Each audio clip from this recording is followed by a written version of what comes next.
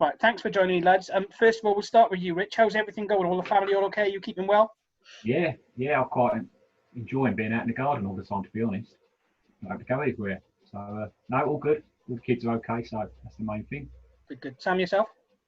Yeah, not doing too badly. Trying to find things to keep myself busy. Been furloughed from work, so that's done me in a bit. I thought it would be really good being furloughed, but after 2 days, I couldn't believe I wanted to get back. But yeah, no, keeping busy, mate. Keeping busy. Yeah, we've seen a lot of your pictures that you've been making and posting out on Twitter. Yeah, like I said, I've been bored. And Jamie, yourself? Pretty much same as Sam. Just finding stuff to do because I thought it would be brilliant, and then it's just got a bit boring. So yeah, we'll see. And especially as all I've been watching is the K League. Now it's back yesterday. So at least there's some football. All about Monday, mate. ITV4, isn't it? Oh yeah. And when the Bundesliga starts again, is it? Monday they're re-showing Euro '96 from the start. Are they? Oh, are they? On ITV, yeah. Well, just before this call, I asked Lewis if he wanted to watch something on telly, and we ended up watching, bear in mind I'm not an Arsenal fan, the film of '89. So that's quite decent, actually. It was on, I think it was on Sky yesterday, but that was quite a good watch last night. Yeah, it'll take a lot for me to watch that, to be honest with you. Yeah, I was going to say. Okay, let's get cracking on the start then. We'll start off with Jamie, with you. What's your favourite moment of the season? It might be everybody's, but Notts County away. Not the game because obviously we lost, but after the game when all the Notts County fans clapping them, I didn't realise. So I saw them clapping on the far end, their cop end, but I didn't realise every single pretty much Notts County fan clapping us, which was a nice moment. I think. I think that's probably the best moment. But I never realised they were clapping until Steve Boffin put the video up. To be fair. Yeah, snap. Yeah. Yeah. But yeah, pretty decent. Good day. Sam, yours? I've been thinking a lot about this actually over the last few weeks. Notts County was an awesome day, but I think the Chelmsford game was just amazing. The way we won it, John's goal, the amount of people we had at the ground, the noise, the flares. it was just an epic day. You know, I was at the ground from like 9 o'clock trying to get things set up. So spending a whole day at the ground, and then the result. It was, for me, I think personally that just made it that little bit more special. The Notts County game was amazing. Don't get me wrong, such a brilliant experience. But to have that, I think that Chelsea game is kind of what we want every week. That's what we're aiming for. How long it will take, I don't know, but that's what we're aiming for. And Rich, yours? For me, there's so many from the cup run. It's really hard. I mean, I agree with the Chelsea game. That's probably my favourite game of the season. But I think there was a bit of a moment. I can't remember who it was. I think it was Taunton at home, the replay. When we beat them, I suddenly realised we're a really good side. And I thought, that's the first game we've played a team from the league above that I've seen where we totally matched them at least. And we'll be better than them, to be perfectly honest. So it was at that point I realised we had such a good team. And it was the first time in the whole time that I've been going to Parkside when we've played a team above and we've actually been better. And I remember coming on absolutely buzzing from that night. We couldn't believe how good they were and how well we played. And Raddy's goal where he run from the halfway line, I think that was that game. I can't remember if that was Taunton or Carshalton, but it was just that game for me was the moment. And suddenly I realised we were a really good side. So I think that was my favourite moment of the season. But I agree about the whole Chelmsford crowd. I had 2 kids' parties that day, and the sponsors looking after. So it was just that was just it was an epic day. But that moment, going back to Taunton, loved it. Same with Sam, because I thought a lot about this, and there's multiple things from that cup run I suppose we could choose. For me, I went early and I went Taunton away, because Taunton away, I felt there were times where we outplayed them, but there was times in that game where the 2 saves Hughesy made at like 2-1, 3-2 that just kept us in it. And then just the trip coming back, because it's not necessarily like the lads all sort of mixing together, but coming back knowing that on the Monday we wouldn't be scared. Like we would probably turn around and still have a chance. And then going into it, I suppose, playing that game and then Alex getting his goal early, Jason getting his goal as well, I suppose it just sort of set us up again for that run. The one thing that I would add into it, and I know what so one certain member of this group is not going to appreciate, is probably the Hornchurch win, because I think although you can go away and you can play teams like Taunton, Carshalton, or whoever, and they're leagues above us, you can't really measure it unless you play a team that's above you locally, so you know what the results and stuff are like and who plays for them. And I think that game, going into it, no one was worried, no one was scared. It was like, yes, it's Hornchurch, they're a good team, but we felt as though we were going to win, and we did. I know Jamie probably doesn't appreciate that, but... Well, no, if we didn't beat Hornchurch, you wouldn't have had, Chelmsford and Notts County. Yeah. So. But if you go through the whole season, if you said after 3 games of the season, we're going to have these moments. Yeah. No chance. I couldn't see it happening. No. Get to the quarterfinal of the cup. Yeah. Well, not even a quarter-final, but to be second in the league, actually smashing teams that it's 2 6-0s in a row over Christmas, or 6-1, 6-0. They were good as well. It didn't look like this was going to happen. So it's really hard to pick one moment because there were so many. And you go, oh yeah, like you just said there, when you said about the 3-3 away, and you're coming back thinking, yeah, we can beat them. That was what because I didn't go the away game, but the home game, you think, yeah, we can beat these. And then going to Hornchurch, like I say, it weren't a day out. It was a great day, but it wasn't a day out. It was, we're going to do a job. That's how it felt. And this, from what we were at the beginning of the year to this, it's amazing. What I quite liked about that cup run as well is there's a couple of clubs that we've come out of that cup run with a pretty decent friendship sort of with. Yeah. Portland's one. Notts County have been quite nice. Very good. Trying to damage that one. That were giving it all a large and it didn't work out for them and they were in a way sulking. But the guys that have come back, I mean, any little comment on Twitter, any games that are getting behind us, and I think for a team like Averley, you can't knock that, can you? I suppose, Jamie, you see a lot more than that than us, because obviously you get tagged in the tweets and stuff. You have to deal with it, so you get a lot of that, I guess. We've had a lot of Notts County fans. I've been trying to tweet them as much as possible as well to keep them interested in us. And we've had a lot of Notts County fans follow us and tweet us pretty much every game afterwards. So and even celebrate our goals as well, which is quite nice. We had one Notts County fan who was working in Cambridge, and he was saying he's going to come down for the Soham game as well. Oh really? Oh yeah, I saw that. It's weird, it's just peculiar for a little club like us. It's got to be set up for a pre-season game, isn't it? Surely. Yeah, I've tried. I'm trying. I'm going to keep to it. Well, whenever pre-season is, we've got 2021 the way it's going.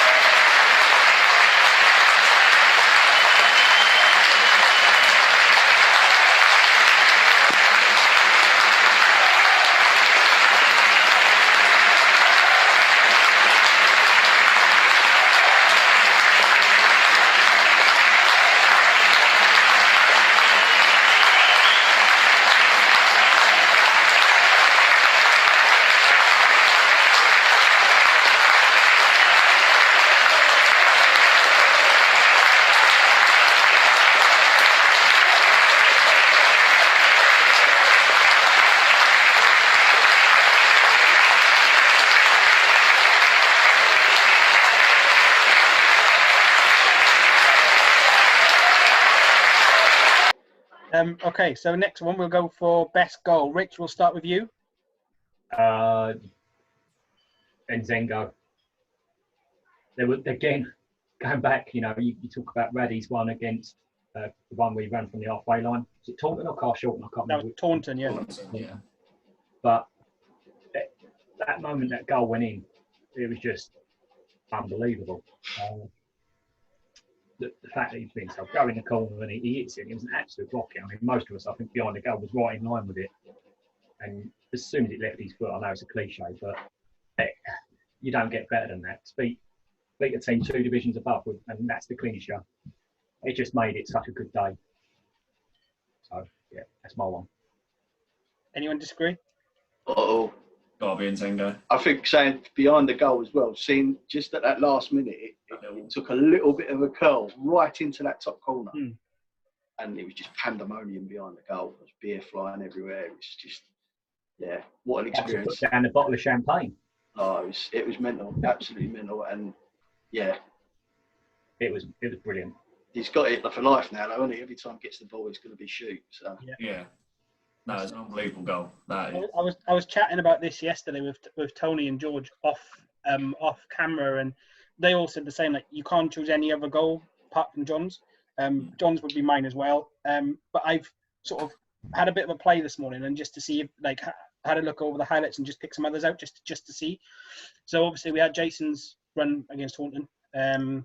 Maisie run, picked up in his own half and took on pretty much the whole team, and then sort of everyone's saying go right, he's gone left and slotted it. Same game, I actually forgot Alex's goal from the corner. Yeah, it curled it, didn't Yeah.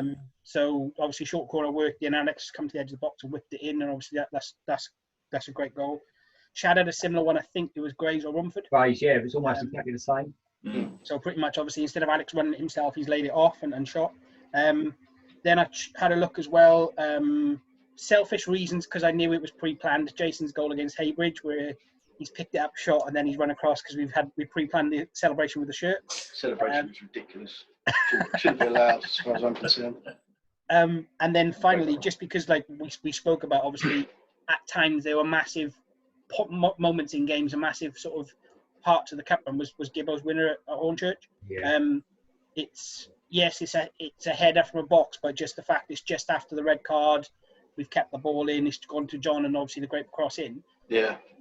So I just sort of picked a few others out. There's been some really good goals this year. We had the goalkeeper scoring.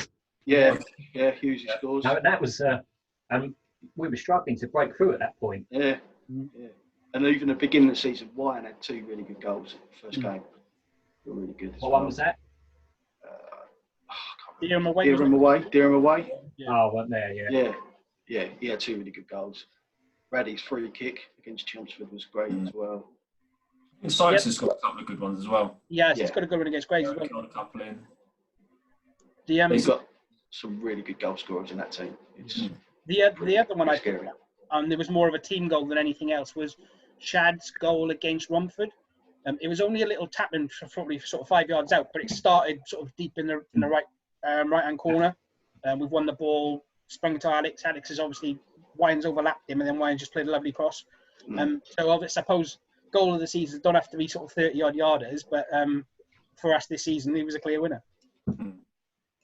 Yeah, it'll be the winner next season as well, I think. Yeah, it was just the way it flew in that top. This way, Chase! Take it away, take it away! Yeah!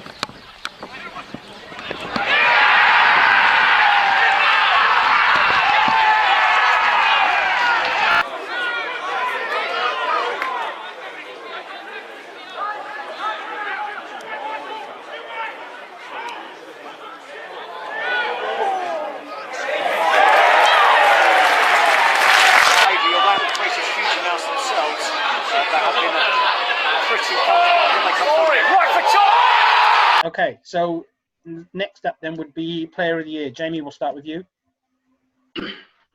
Alex Croffey. I think I don't know, he's got 20 plus goals, 15 assists, I think, something like that. I think he ever present, if we can keep him for next season as well, probably my player next season as well. But pace, everything, sort of feels like the heart of the team as well. It took him a while to get going as well, didn't it? This season? But when he started, it just went. 8-9 games without a goal, and then as soon as George Sykes come in, he had someone to play off of, and it just turned into a different. That's the thing with George Sykes; he's made such a difference to the side. I was going to say George Sykes played a season as well, because just the impact he had on the rest of the team. But for the goal scoring, assist, pace, I'd have to go Croffey. And you think about how much effort Alex put in at the beginning of the year. I mean, he was facing lost calls all the time. He's only a little guy, and he was having to try and win headers and run off of those. There was no one really around him. Yeah. And we've been screaming out for a big bloke up front for years. So long. I mean, he just occupies the centre half, and that's why Alex is suddenly a little bit more space, perhaps. You forget about the assists, 15 assists. Yeah, for a striker as well. Yeah, 20 goals and 15 assists. It's incredible. Got to take it. So, Rich, yours? Croffey would be right up there. I think Jason Rad maybe tailed off just a little bit at the end of the year, and he missed a few. He was brilliant at the beginning of the year, though. When he went out and stayed out on the left, he was really good. I think Wines had a really consistent season. I don't think you can fault anyone throughout the side, really. I think Gibbo, again, has been a rock. He's really seems to have matured into a good player. But, yeah, I think you've still got to look at Croffey's stats and the effort that he's put in all season. And, again, big honour. Again. Sam? It sounds like a really sitting on the fence cliche, but the whole team's been immense this season. I mean, he's not really had one player that's been weak, I don't think. Pretty much echo what the guys have said. Yeah. I think one of the guys that stood out for me was Jack when George got injured. Jack came in at centre-back and was a big part of the cup run. But then when George came back, he started playing in midfield as well. And he didn't put a foot wrong in either. So it is difficult to say, but I mean, he's probably one of the players that stood out for me. Certainly unsung. Yeah. Sort of just does a job wherever he goes. I agree with that. I went for a name we haven't mentioned yet. For me, it's a massive part of the team, sort of the way that we get driven on, whether it's sort of sitting back and soaking up the pressure or sort of getting the ball and going. And I picked Connor. I think me and Kev last season, when we picked our player of the season and give a trophy up, we give it to Levy, but it was literally a toss of a coin between him and Connor. We get nicely wound up every month because Connor's like, why wasn't it me? Why wasn't it me if we choose our player of the month and so on? And genuinely, you could give him 9 out of 10 every week, I think. And I think for a captain to not only sort of lead from the front and sort of get everyone behind him, but to also perform week in, week out as well and not have any, not really dip, not have an off game, play pretty much every minute. I think he's a massive part of that. Obviously, I agree with everything like stats-wise and goals, and I think a massive part of our season this year was George coming in, because George and Alex up front playing together, I think has given us sort of taken us to another level. But yeah, I thought Connor was just outstanding again. I think we're all just used to Connor playing really well. I think we're given 8, 9s, 10s that we sort of overlook the impact he probably does have on the team, to be fair. I think Keith coming in pushed Connor on as well, though. Yeah, definitely. I saw a massive. I mean, I know was it 3 or 4 games, wasn't it, before Keith came in? But there was a big difference when Keith came into Connor's play, and it showed. And yeah, he's been epic all season. So. But you can't. There's not anyone. No, the whole team's been nice. Cool. I don't want to miss out. I mean, you look at Shad. He played centre forward for us. I think we won the game. I guess we won 3-2. I think we were struggling. One of the young lads scored twice. Shad scored. Oh, Histon at home. Red card too, didn't he? Yeah, the league's almost been sort of forgotten in a way when you think about the cup. Yeah. But how good we were in the league for a period, and we tailed off at the end of that run, which is understandable because it seemed such a big gap between beating Chelmsford and the Notts County game, and all we all spoke about was Notts County. The league game in between became a little bit incidental. Mm. But I think if you look at the whole side, like I said already, Ryan, I mean, even we haven't mentioned Hughley, he's been pretty. Yeah. It was funny. He had little saves he made against Taunton. epic Yeah. saves, mate. Scoring a goal. It just I can't to two fullbacks, the best two fullbacks we've had together. The centre halves have been so much more solid than previous seasons, and I think that's where Gibbo got more confident. And he's always been that second centre half. You can see him now starting to take over as a leader. So everything's just slotted into place. Only thing I probably would change on the pitch. I think sometimes we play two defensive midfielders. I'd like to see us drop that against some of the lesser teams. But you can't fault anything anyone's done, really.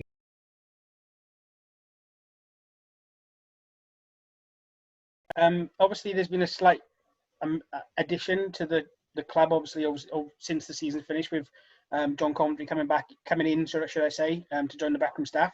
Just your thoughts on that first, Sam? I don't think I was the only one that was a bit shocked when I hear it. John's obviously got an amazing record with East Thurrock. What he's done there has been immense. And Keith has been a complete transformation for us as well. And so there was always that bit of what's going to happen with these two. But I listened to the interview he did on the non-league show on the podcast, and the way he came across there of what he wants to do at Aveley was refreshing. He's not. It sounds like he's not coming in to be number one. He's coming in. Sounds like he's coming more of an advisor, and with his experience and the way Keith has got the rest of the management and the coaching team going, can only be good.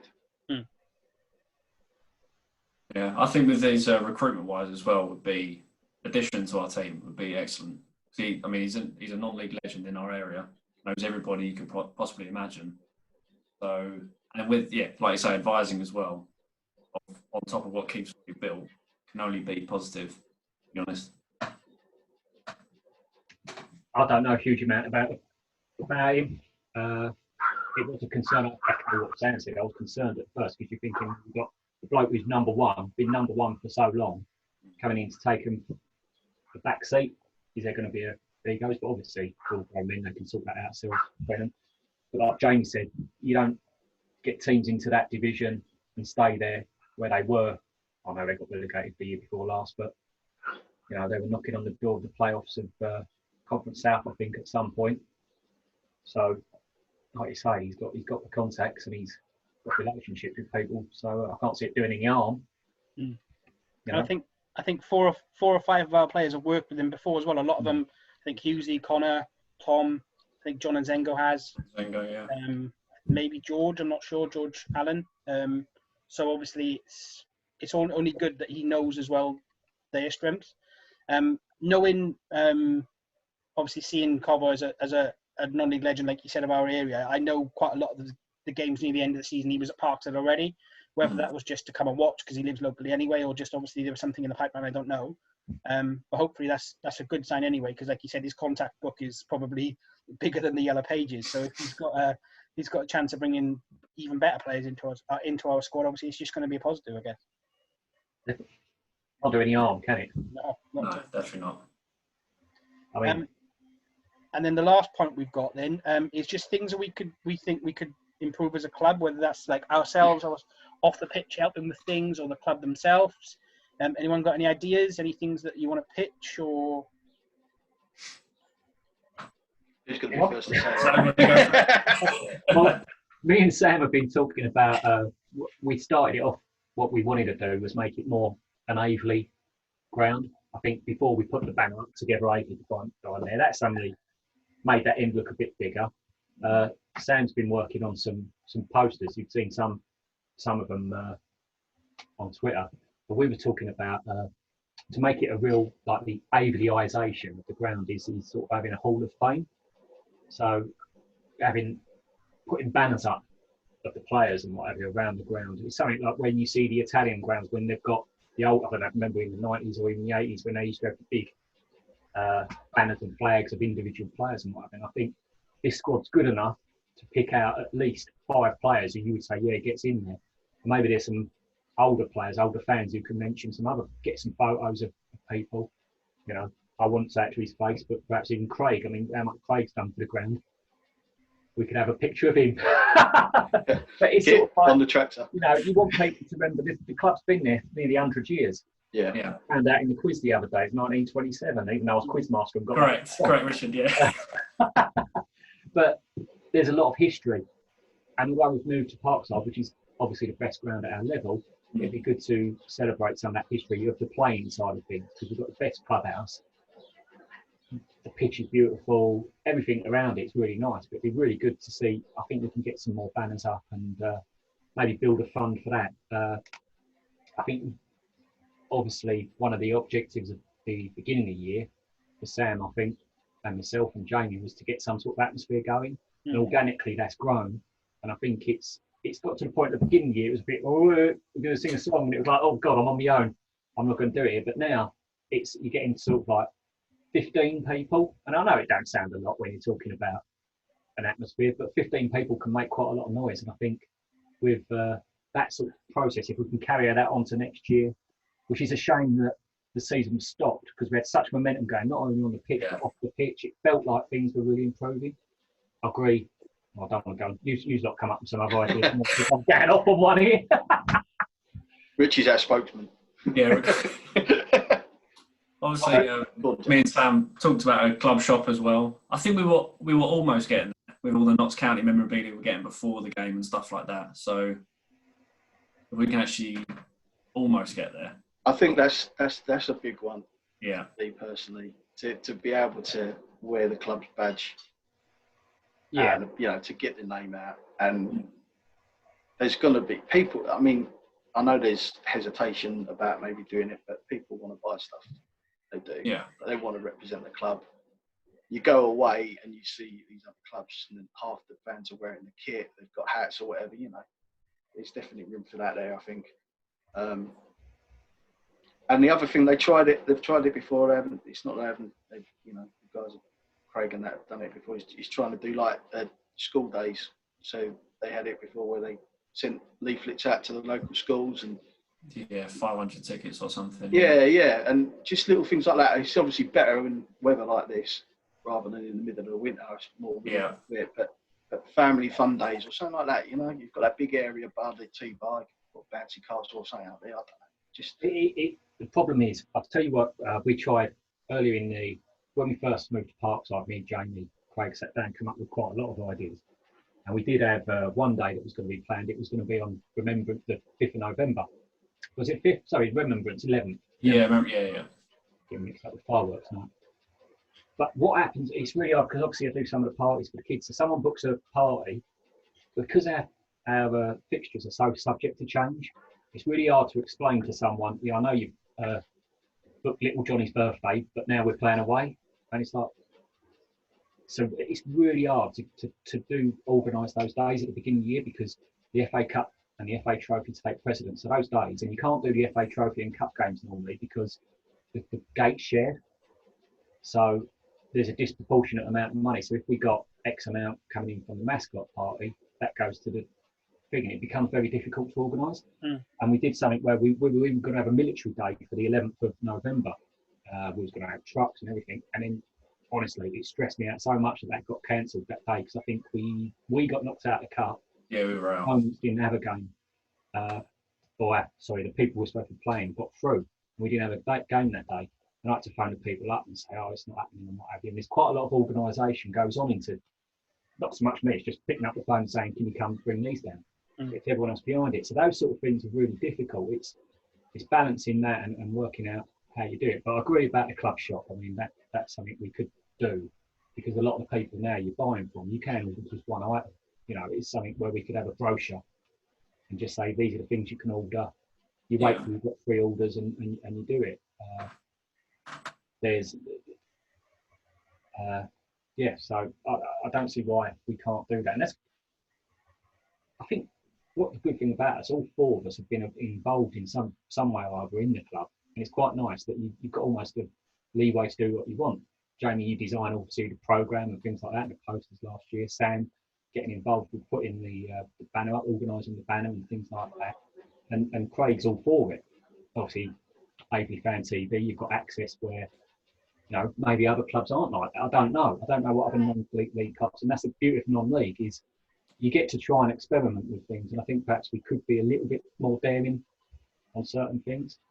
I think the banner behind the goal was one of my favourite things last year because it's something, you know, Grazer shooting that in or whatever. I think the only shot they had it in.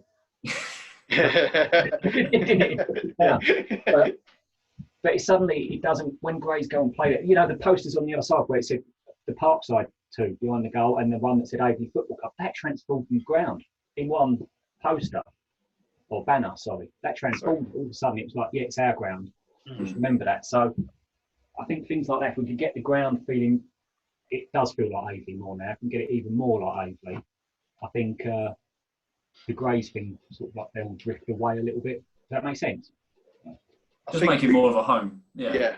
I think getting with what you're saying about the way the fixtures change a lot as well. I think we need to try and get something up maybe that's shown on the road to show what the next game is. Where Aveley was before in Millfield, it was kind of behind a load of houses, behind loads of trees, and unless you really knew it was there, it's not one of the things that would, you know, you wouldn't know it was there basically. Now it's on the main road, on the Aveley bypass. You can see it. You know, the floodlights are on pretty much, well, when the season's on, the floodlights are on every night. There's always something going on there. And the amount of times I've spoken to people and they've gone, oh yeah, I've seen it. I've been meaning to come down, but they don't know when the game's on. Just little things like that. Just, you know, some locals driving past and say, oh look, there's a game on Saturday. You know, let's go. Maybe something like that. Just widen out into not just Aveley, but pick up Hockingdon and Purfleet and all them areas as well. Because we can put whatever we want on the fences as well. So because obviously we own the fences, like the banner for the Chelmsford game. So like stuff like that, it makes it feel more of a thing that's actually happening. I think the first season we were going into the unknown at Parkside. You know, you didn't really know what it was going to be like. I mean, the fact that 300 people were turning up from previous seasons. I mean, you guys have all been there probably longer than me, and looking at it and going like there was 70 people there, and two of those, that was including two teams. Players, yeah. So to have that 300 people for the first game, I think it was 339, something like that, and 800 against Chelmsford, and I was with lots of different people that day, and they just couldn't believe it how good it was. And then the second season, there was a lot of chopping and changing. You know, what's his name left in, the other one came in. And it feels like the first season where we've had a sort of stable... Our historian, ladies and gentlemen. Well, I can't remember all their names, but it feels like the first stable season there. And that's built the momentum. Yeah. After the first 3 games, we sort of felt like an actual football club again. It just felt a bit weird. The atmosphere was... It was like all the life was zapped out of us the first 2 games of the season. Especially after that Holbridge game, that 0-0. I had no enthusiasm. Nothing. I was struggling at that point. I mean, losing in the FA Cup so early was just I can't believe it. You know, and that's the beautiful thing about what Keith's done. You know, we're all used to seeing a manager come in, 15 new players, and I think. You know, we brought in 3 or 4. Yeah. That was the best thing about the whole season was it was the same players at the beginning of the year. Every other season there must be 50 players changing. So I think it's been really nice to see the players now come in, given a bit of direction, a bit of leadership, and they've shown what good players they are, which we all knew they were, just we weren't seeing it earlier in the year. Mate. What about you, Ron? Yeah, I think, to be honest, the ideas I had, we've pretty much covered. The shop, I think, is a massive one. That's something we need to look at doing. I don't know whether, when it comes to schooling and stuff, whether things can be done as in getting the schools together, with whether it's some kind of, you know, you see bigger clubs and Premier League clubs going and doing like talks and stuff, because I know the local area of the schools, there's 4 or 5 that are all part of like one academy. One academy runs 4 or 5 schools. It could be worth sort of speaking to them, whether even if it's little things like, I don't know, when they get to their end of term and it gets to like they can chill out and do whatever they want, whether they've got like printed pictures of Aveley badges or the flag or Parkside or something, just as colouring in and things like that, just for the younger ones, or because that as well would entice other people to come, I think. So whether like initiatives like that could be considered, I don't know. I think we've really been messed up by the way the season's been suspended, really. I mean, when you look at the amount we took to Notts County, I know a lot of them were friends and family and players because it's a once in a lifetime, but there was always that feeling that that would have opened the doors to other people in the area, that because there was people that I'd never seen before when we went to buy the ticket. Well, I've seen before, but not at the ground. I've seen in the local area, and they were buying like 15, 20 tickets each. It's like, have you ever? And at the same sentence, they're saying, "Oh, this is a nice place." So they've never been to the game before. Yeah. That could have, and hopefully still will, push them on to keep coming. And just the way that we've suspended the season, because, and it's the right thing to do, but it's just a bit of a kick in the teeth. It could have happened at the worst time for the club. No. As a football club, but all like we're saying, all that momentum, I'm sure it'll all come back next season. But we was on such a high for so long, and it's just mad, isn't it? We'll just work harder next season to remind everyone again, I suppose. No, I'm just gutted because of we'd have been, don't know when the playoff final would have been, but I imagine we would have been sitting last week, wasn't it? Yeah, last Friday. Believe me, I was chatting to a couple of players last week. The amount of people that I know, whether are already part of the club or were considering coming to be part of the club, that had booked off work like the Friday night, the Saturday for last weekend, just potentially to come and watch it, just celebrate, just to watch like a non-league final, I suppose. It's a bit of a shame because it would have been last Friday, which is the 1st of May, and it would have also been a year since the Haybridge game. So it would have been nice to sort of right a wrong, I suppose, a little bit. I think that Haybridge game was a big lesson for a lot of them. I think, I don't want to badmouth anyone, but we didn't perform that game. No. And I think if it had happened this season, especially after the confidence they had of that run, whoever we would have faced, I don't think it would have been a problem. No, I agree. One other thing, I think the pre-match entertainment and things like that could be improved at the ground. Even having the music on earlier. There must be some music. Again, that was why Chelmsford was such a good day. The music all the way from the beginning. And we were just, maybe the club could do a few more fan things after games or something. I know they have dues there, but even if we went into the other bar, we had the quiz thing the other night. There's no reason we can't do quiz nights and things like that. Race nights. I mean, everyone enjoys that sort of thing. Just to keep that everyone's in it together sort of mentality. I think, maybe those sort of things the club could start looking at doing perhaps going forward.